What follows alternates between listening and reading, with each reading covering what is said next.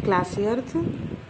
दूसरा चैप्टर देखेंगे हिंदी ग्रामर में हम वर्ण क्या होता है। वर्ण जो है भाषा की सबसे छोटी इकाई होती है ना। वर्ण मूल ध्वनि को कहते हैं, जो ध्वनि होती हैं जैसे का, खा, गा, घा, ये जो ध्वनियाँ हैं जिनके मतलब ध्वनि जो होती है उसके और टुकड़े ना हो सकें। भाषा के अंतर्गत हमने पढ़ा विचारों का स्थायित्व प्रदान करने के लिए लिपि की आवश्यकता होती है ना।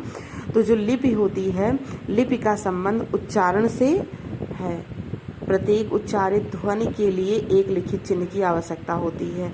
जो लिखित चिन्ह हम प्रत्येक ध्वनि के लिए निर्धारित करते हैं वह वर्ण कहलाते हैं। ठीक है, प्रत्येक भाषा के लिए अलग अलग ध्वनि निर्धारित होती है, उसको ही वर्ण कहते हैं। उसको एक चिन्ह बनाते हैं तो उसको ही हम वर्ण कहते हैं। जैसे हिंदी की वर्णमाला हो गई, अंग्रेजी की वर्णमाला हो गई, सारे भाषाओं की अपनी वर्णमाला होती है। तो यही जो ध्वनियाँ होती हैं, यही जो चिन्ह होते हैं, क्या होती है, ये वर्ण होते हैं और यही भाषा की सबसे छोटी इकाई होती है। इसके टुकड़े नहीं किए जा सकते हैं। तो छोटी से छोटी उच्चारित ध्वनि के लिए चिन्ह होते हैं। जैसे रमेश, इसका निर्माण हुआ है। देखिए रमेश में रा है, रा के साथ में आ है, उसके बाद में माँ है, माँ के साथ में ए है, फिर शा है और सा में आ लगा हुआ है। तो ये जो वर्ण हुए, अब इसके टुकड़े नहीं, आ जो वर्ण है इसका टुकड़ा नहीं किया जा सकता। सा हो गया, आधा आ निकल गया, इसके भी टुकड़े नहीं किए जा सकते हैं। तो ये हमारी ध्वनि हो गई।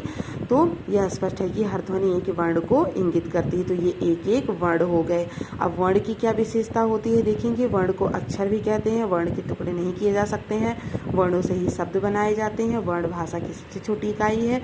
वर्ण उच्चारित उनके लिखित रूप होते हैं। ठीक है, तो वर्णमाला देखते हैं। किसी भाषा के समस्त वर्णों के व्यवस्थित और क्रमबद्ध समूह को उस भाषा की वर्णमाला कहते हैं। ध्यान रखना है कि व्यवस्थित और क्रमबद्ध समूह को वर्णमाला कहते हैं।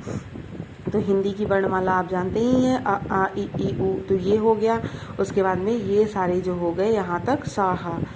तो वर्णों के प्रकार, हिंदी भाषा में वर्णों के 2 प्रकार होते हैं, आप भी जानते हैं। स्वर और व्यंजन हमने पढ़ा है। जब हम पढ़ाई शुरू करते हैं तो सबसे पहले स्वर और व्यंजन पढ़ते हैं। छोटा बड़ा हो गया, ये स्वर हो गए सारे।